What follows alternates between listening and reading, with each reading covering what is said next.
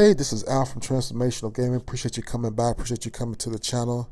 Today we're talking about Call of Duty and the 10-year agreement with Sony. But before we get into all that, if you like the content, please come back.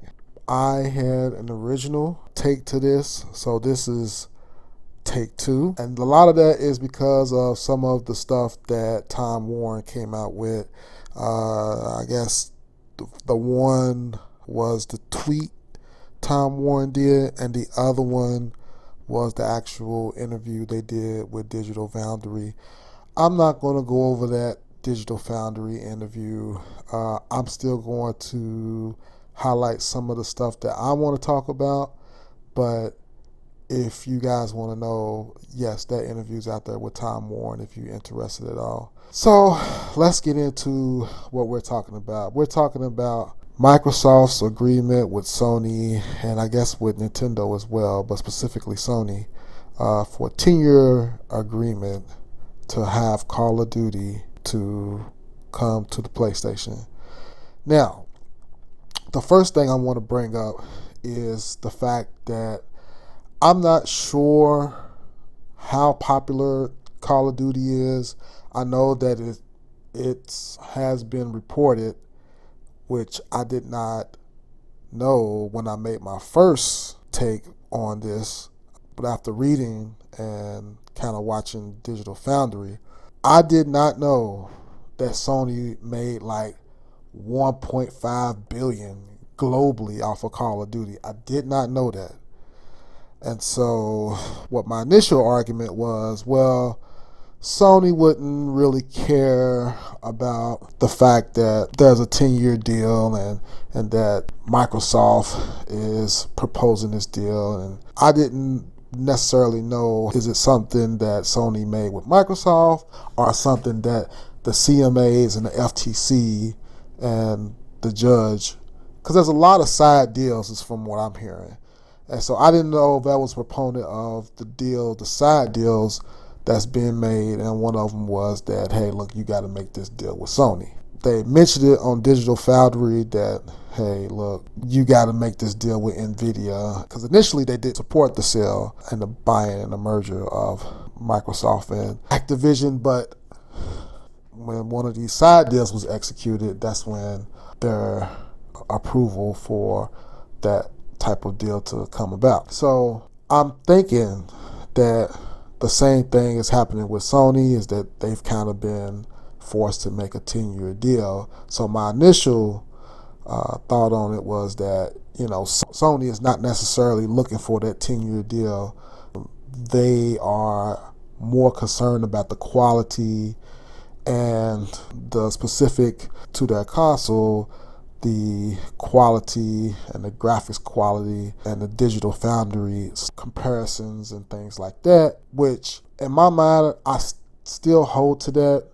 I still think they're concerned about the quality of Call of Duty on their console specifically, but as in a whole too as well, we don't want Call of Duty doing the same thing that Starfield is doing and being announced, hey, look, we can only bring this out in 30 frames per second. Like, we don't want that either.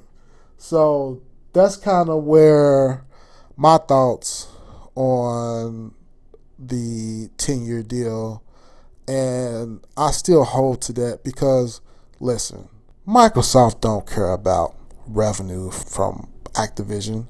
They don't care about revenue from Call of Duty. What Microsoft cares about is control of the market. Like, they want to be able to put the hammer down on anything that diverts eyes and ears from Windows and its ecosystem. I really do believe it's all about that. It's not specifically about Windows. It's about that Microsoft ecosystem. Microsoft wants to be the gatekeeper for all things computing, for deals that's done with the government as far as using their operation and suites, their servers. They want to be in charge for most of these private businesses. Hell, again, even my job requires Microsoft's licenses and stuff like that.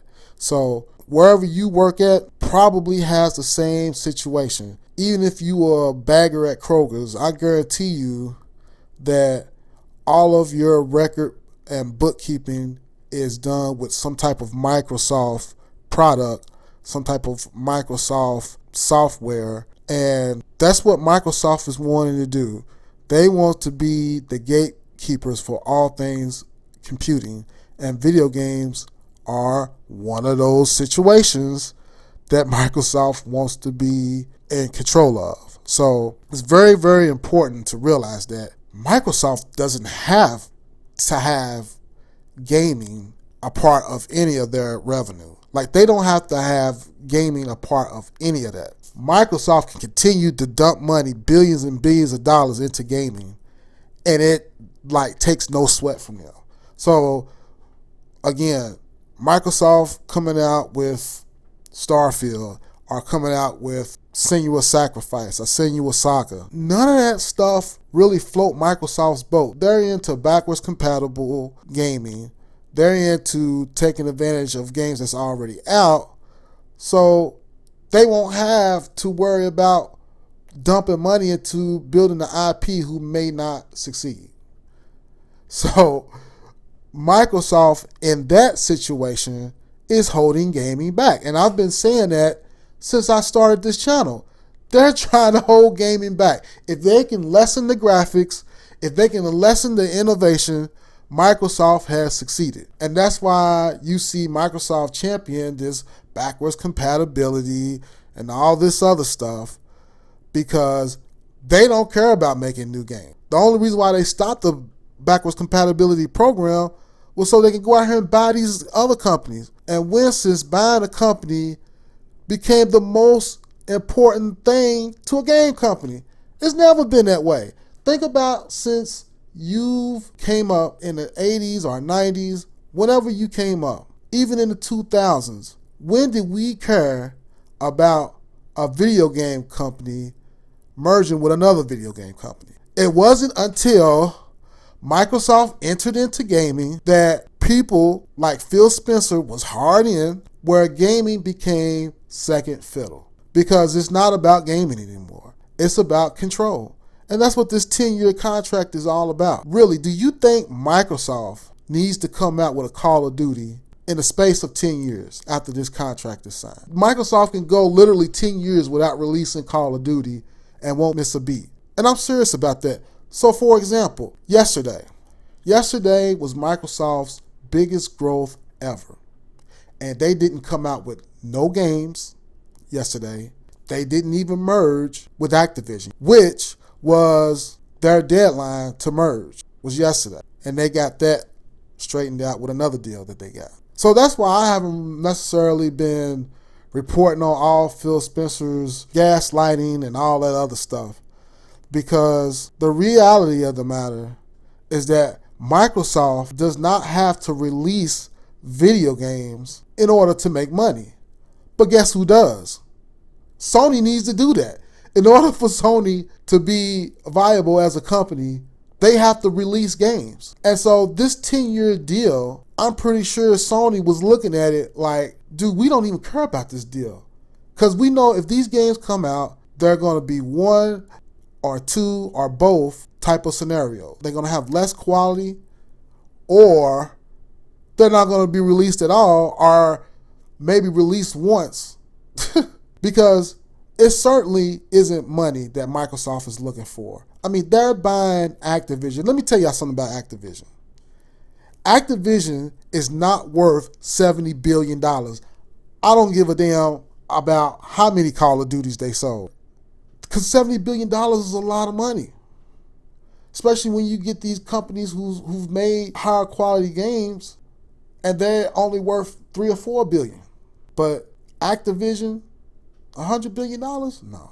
The company is almost worth $70 billion as far as evaluation is concerned, but they're still not really worth that as an evaluation. So why would Microsoft buy them if they're not worth $70 billion? The reason why comes back to my initial point, is that Microsoft just wants control.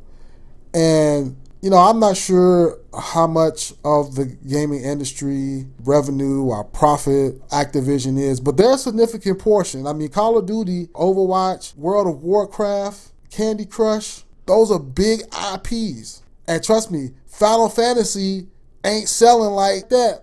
Not like Candy Crush. Man, a person can easily spend $60 per day.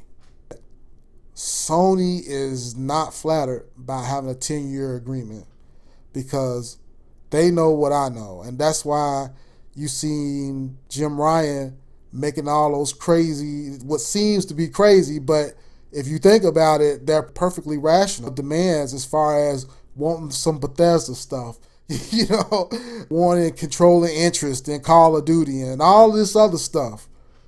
Like, it doesn't seem like too far of a deal that they shouldn't have been closing on.